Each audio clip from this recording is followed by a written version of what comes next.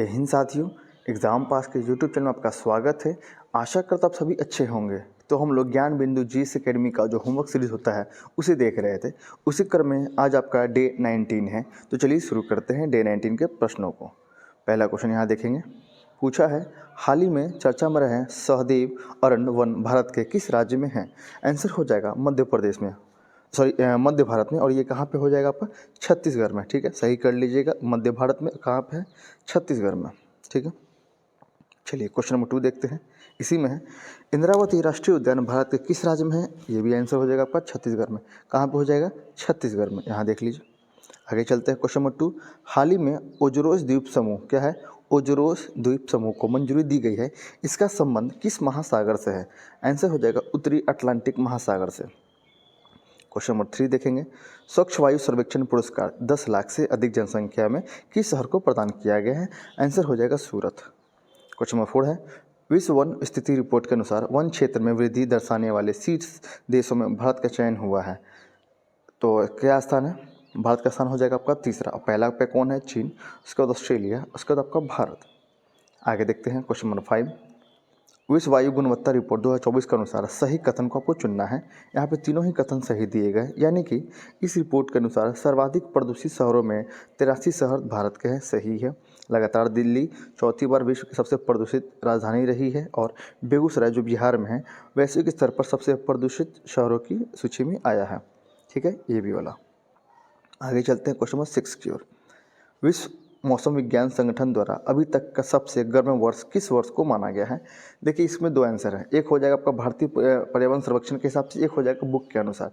तो सर ने यहाँ पे दोनों बताया है कि आप देख लीजिएगा क्या दिया है उस समय। तो आप 2023 और 2024 दोनों को आप मानेंगे। ठीक है, आगे चलते हैं।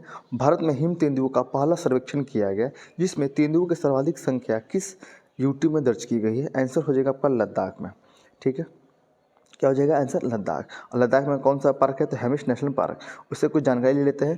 तो विश्व की तेंदुओं की राजधानी कहा जाता है किसे? तो हेमिश नेशनल पार्क है, उसे विश्व की तेंदुओं की राजधानी कहा जाता है। और भारत का सबसे ऊंचा नेशनल पार्क कहाँ पे? आपका लद्दाख में। क्या नाम उसका? Hamish national park.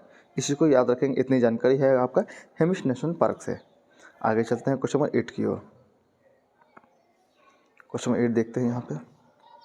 हाल ही में भूख से पीड़ित लोगों को भोजन खिलाने के लिए किस देश ने 200 हाथियों को मारने का निर्णय लिया है? आंसर हो जाएगा जिम्बाब्वे। ठीक है, इसका कैपिटल हो जाएगा हरारे और मुद्रा हो जाएगा आपका जिग। जिग माने हो जाएगा जिम्बाब्वे और जी माने हो जाएगा यहाँ पे गोल्ड। ठीक है, इसी को याद रखेंगे। आगे चलते हैं क्वेश्चन नंबर 9 की ओर। स्वच्छता सर्वेक्षण में भारत के किस शहर को सबसे स्वच्छ शहर घोषित किया गया है? आंसर हो जाएगा इंदौर। लगातार कितनी बार? 7वीं बार। आगे है, भारत की पहली वाटर प्लस सिटी कौन सी है? आंसर हो जाएगा इंदौर। कौन हो जाएगा आपका? इंदौर। इंदौर। आगे है, हरित घोषणा पत्र 2024 किस राज्य द्वारा जारी किया गया? आंसर हो जाएगा हरियाणा विधानसभा के द्वारा। क्वेश्चन 11 है, तुजू दर्रा हिमालय के किस पर्वतीय भाग में अवस्थित है तथा ये किस राज्य में है? आंसर हो जाएगा उत्तर पूर्वी पर्वतीय भाग में। और कहाँ पे आपका? किस राज्य में आपका हो जाएगा? आंसर हो जाएगा मणिपुर में। क्वेश्चन नंबर 12 है, जब प्रकाश की किरण किसी एक माध्यम से दूसरे माध्यम से में जाती है तो अपने पथ से विचलित हो जाती है। प्रकाश की इस घटना को क्या कहते हैं? आंसर हो जाएगा प्रकाश का अपवर्तन। क्वेश्चन नंबर 13 है, वन्य जीव संरक्षण को किस वर्ष पारित किया गया? आंसर हो जाएगा 1972 में, यानी कि 1972 में। 14 नंबर क्वेश्चन, वर्ष 1919 में रॉलेट एक्ट के खिलाफ सत्याग्रह का आह्वान किसके द्वारा किया गया था? आंसर हो जाएगा महात्मा गांधी के द्वारा। लोकसभा और विधानसभा के लिए वयस्क मताधिकार का आह्वान किस अनुच्छेद के तहत किया गया? आंसर हो जाएगा आर्टिकल 326 के तहत। आगे है, हाइड्रोक्लोरिक अम्ल और सोडियम हाइड्रोक्साइड के विलयन की अभिक्रिया से उत्पन्न लवण को क्या कहते हैं? आंसर होगा H2O + NaCl। आगे देखेंगे क्वेश्चन 17। यहाँ पे है, संसद के किस सदन द्वारा संकल्प पारित कर राष्ट्रपति को भेजा जाता है वो आपातकाल वापस लेने के लिए बाध्यकारी होता है? आंसर हो जाएगा लोकसभा के द्वारा। किसके द्वारा हो जाएगा? लोकसभा के द्वारा। आगे देखते हैं, आपात उपबंध और प्रशासनिक विवरण से संबंधित प्रावधान किस ब्रिटिश अधिनियम से लिए गए हैं? आंसर हो जाएगा भारत शासन अधिनियम 1935। आगे है, वर्नाकुलर प्रेस एक्ट 1978 किस वायसराय के समय लाया गया था? आंसर हो जाएगा लिटन के समय में। किसके समय? लिटन के समय।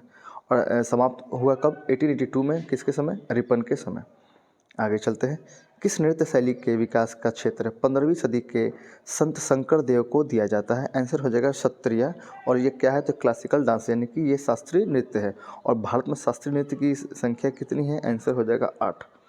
आगे चलते हैं। नाइट्रोजन युक्त उर्वरक के उत्पादन में भारत का स्थान क्या है? आंसर हो जाएगा तीसरा।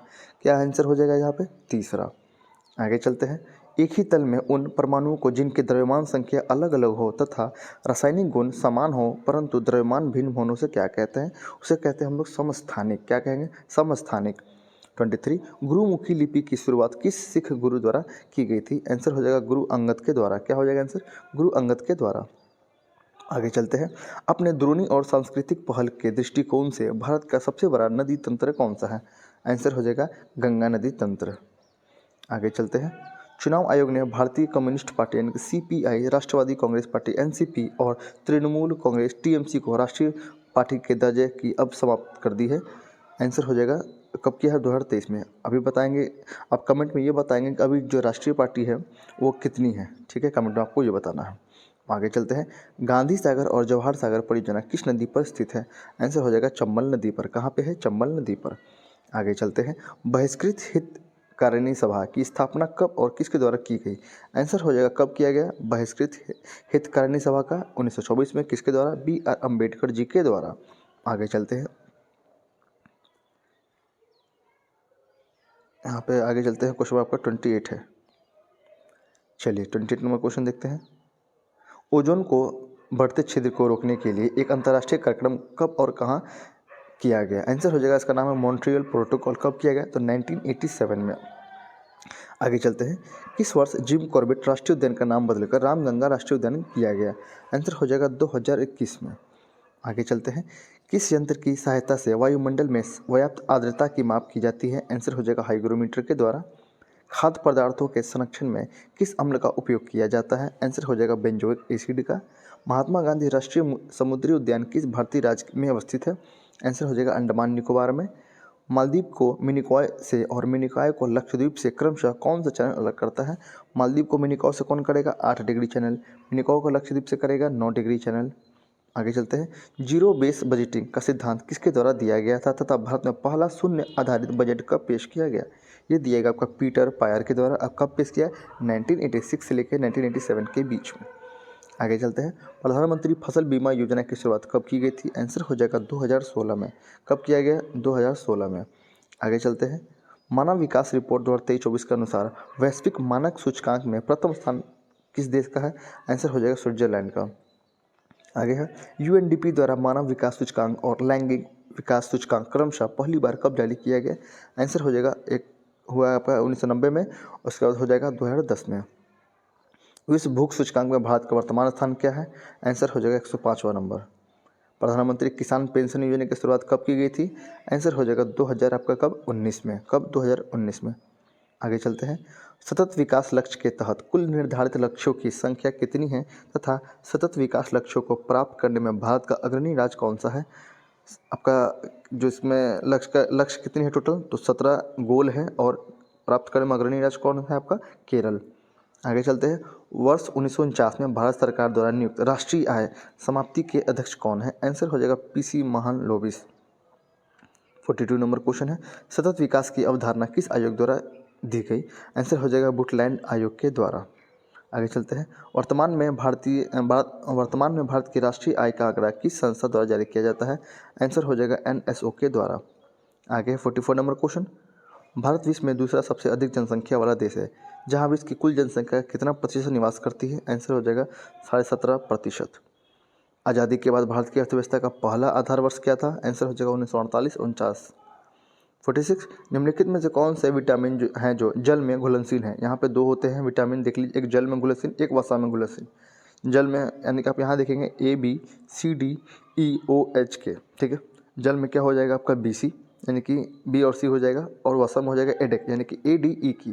ठीक है, क्या पूछा है अब आपको? जल में घुलनशील, जल के लिए किया है B और C, तो आंसर हो जाएगा B और C। ठीक है, आगे चलते हैं। मानव शरीर में वो कौन सा न्यूक्लिक एसिड है जो एंजाइम की तरह काम करते हैं, जिनमें राइबोसोम भी कहा जाता है? आंसर हो जाएगा RNA। 48। किस विटामिन के संश्लेषण बैक्टीरिया द्वारा मनुष्य के आंत में होता है? आंसर हो जाएगा विटामिन K। आगे चलते हैं। प्रोटीन का पूर्णतः पाचन मानव शरीर के किस अंग में होता है? आंसर हो जाएगा छोटी आंत में। विटामिन बी का रासायनिक नाम क्या है तथा ये कितने प्रकार के होते हैं? नाम इसका थायमिन। और कितने प्रकार के होते हैं? टोटल ये 8 प्रकार के होते हैं। चलिए आगे देखते हैं। क्वेश्चन नंबर आपका 51। हमारी पृथ्वी पर सबसे मीठी शर्करा यानी कि कार्बोहाइड्रेट कौन सी है? आंसर हो जाएगा आपका फ्रक्टोज, शहद में। ठीक है, आगे चलते हैं। विटामिन में कौन सा किसी स्वप्न को पर्याप्त अवधि तक याद रखने में सहायक होता है? आंसर हो जाएगा विटामिन B6। आगे चलते हैं। फ्लोइक एसिड किस विटामिन का रासायनिक नाम है? आंसर हो जाएगा B9 का, विटामिन B9 का, यानी सॉरी B9 का। ठीक है। जैविक सिस्टम में रासायनिक क्रिया की प्रक्रिया को तेज करने में उत्तरदायी पदार्थ कौन सा होता है? आंसर हो जाएगा एंजाइम। आगे है। यौगिक के किस समूह को सहायक आहार कारक कहा जाता है? आंसर हो जाएगा विटामिन को। आगे चलते हैं 56 की ओर।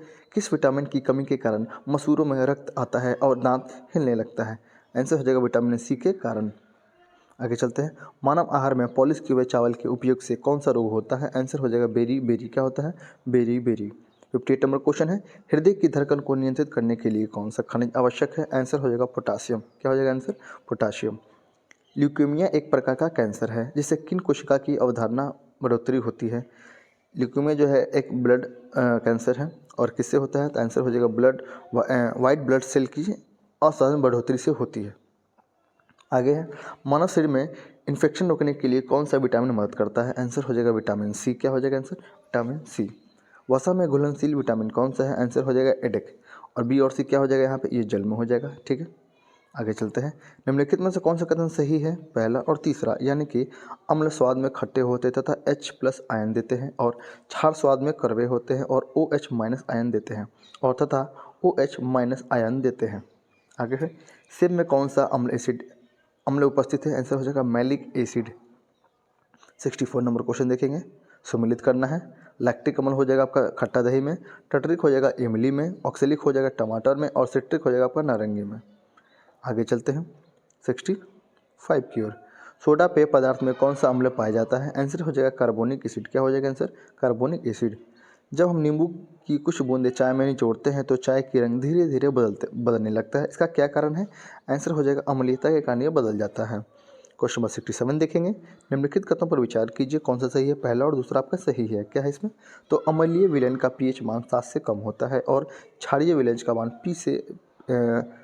pH मान जो है 7 से आपका अधिक होता है। एक कम होता है और एक ज़्यादा होता है। आगे चलते हैं 68 नंबर क्वेश्चन। एक विलयन लाल निटबस को नीला करता है, उसका संभावित pH क्या होगा? तो 7 से 14 के बीच में होगा। चलिए आगे चलते हैं क्वेश्चन नंबर 69 की ओर। मानव रक्त की प्रकृति कैसी है? आंसर हो जाएगा बेसिक है और इसके क्या कितनी होती है pH स्केल पर? तो 7.4। किसी विलेन का pH मान घटता है तब विलेन में H+ आयन की सांद्रता पर क्या प्रभाव पड़ती है? आंसर हो जाएगा ये बढ़ती है। एक बर्फ़ के टुकड़े के भीतर एक पत्थर का टुकड़ा है, यह पानी में भरे बर्तन में तैरता है। जब बर्फ़ पिघल जाता है तब पानी में तल पर क्या प्रभाव पड़ेगा? आंसर क्या प्रभाव पड़ेगा? तो इसका बढ़ेगा, यानी कि पड़ेगा लिखा है, हो जाएगा इसमें। क्या प्रभाव पड़ेगा? तो इस पर प्रभाव तो पड़ेगा। ठीक है, पूछा है क्या प्रभाव पड़ेगा? तो हाँ, ये प्रभाव पड़ेगा। बहुत आदमी ये भी सोचेंगे कि मैंने तो पढ़ा है कि अगर एक गिलास है, इसमें पानी भरा हुआ है, अगर आप इसमें बर्फ़ के टुकड़े को अगर डालते हैं तो पानी जो है वही सही ही रह जाएगा, लेकिन नहीं। इसमें पूछा है, यहाँ पे आप देखेंगे, जब बर्फ़ के टुकड़े को भीतर एक पत्थर का टुकड़ा रखा हुआ है और हम लोगों ने जब पढ़ा है तो उसमें क्या है, सिंपल हम लोगों ने बर्फ़ को टुकड़ा को डाला है इसमें, पर इसमें बर्फ़ का टुकड़ा भी, इसमें जो है पत्थर का टुकड़ा भी है, इस कारण से इसमें प्रभाव जो है आपका कुछ ना कुछ पड़ेगा। ठीक है, आगे चलते हैं। तैराक को नदी के मुकाबले समुद्री पानी में तैरना आसान क्यों लगता है? क्या हो जाएगा? तो घनत्व ज़्यादा होने के कारण। जब कोई वस्तु किसी द्रव में पूर्णतः या आंशिक रूप से डुबाई जाती है तो उसके भार में कुछ कमी प्रतीत होती है तथा इसके भार में आभासी कमी उस वस्तु के द्वारा हटाए गए द्रव के भारत के बराबर होती है। यह सिद्धांत कौन सी है? आंसर हो जाएगा आर्किमिडीज का सिद्धांत। 74। पानी से निकलने पर शेविंग ब्रश के बाल आपस में चिपक जाते हैं, इसका कारण क्या है? आंसर हो जाएगा पृष्ठ तनाव। आगे है, समुद्र के प्लवन करते आइसबर्ग का कितना भाग समुद्र की सतह से ऊपर होता है? आंसर हो जाएगा 1/10 भाग। ठीक है, तो हम लोगों ने टोटल 75 क्वेश्चन को देख लिया है। आशा करता हूँ आपको ये वीडियो अच्छा लगा तो प्लीज़ वीडियो को लाइक कीजिएगा और चैनल को सब्सक्राइब कीजिएगा और अपने दोस्तों के साथ ज़रूर शेयर कीजिएगा। अगर आपको इसका पीडीएफ चाहिए तो आप जाकर टेलीग्राम ज्वाइन कर लीजिए, वहाँ पे इसका पीडीएफ जो है आपको मिल जाएगा, वहाँ से आप इसे डाउनलोड करके पढ़ लीजिएगा। और इसके सारे जो मैंने पहले भी कहा है, इसके जितने भी हार्ड कॉपी है आप इसको निकाल लीजिए, या अगर आपको सॉफ्ट कॉपी के रूप में रखना वो भी रख लीजिए। पर आप निकाल के अगर पीडीएफ प्रिंट करके अगर रखेंगे और एक फ़ाइल जमा करेंगे, उसमें सारे को रखेंगे और हर एक सैटरडे और संडे को आप रिवीजन करेंगे तो आप देखेंगे काफ़ी इंप्रूवमेंट आप में हुआ है। ठीक है, और आप ये भी देखेंगे कि आपका कौन कौन से चैप्टर कवर हो गए हैं, कौन कौन से पोर्शन कवर हो गए हैं और कौन सा आपका जो कमज़ोर कड़ी है उसे आप ध्यान में रख पाएंगे। ठीक है, इन चीज़ों का आप ध्यान रखिएगा कि देखिए कि फॉर्म जो है बहुत जल्द आने वाला है। ठीक है, इस चीज़ को आप ध्यान में रखिए। ऐसा नहीं कि फॉर्म नहीं आएगा, नहीं, फॉर्म बहुत जल्द आने वाला है, तो आप इसका ध्यान रखिएगा। और तैयारी पहले से की जाती है, ये नहीं कि जिस दिन फॉर्म आए उससे हम तैयारी करेंगे तो ऐसा नहीं होगा।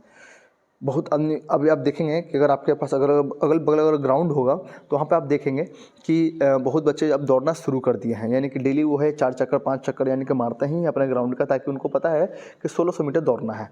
तो दौड़ने के लिए टाइमिंग होना चाहिए, इस कारण से वो पहले से प्रैक्टिस करते रहते हैं, क्योंकि लगातार प्रैक्टिस करने से ही आप कुछ आगे कर पाएंगे। ठीक है, चलिए तब तक के लिए धन्यवाद, रिविज़न करते रहिएगा।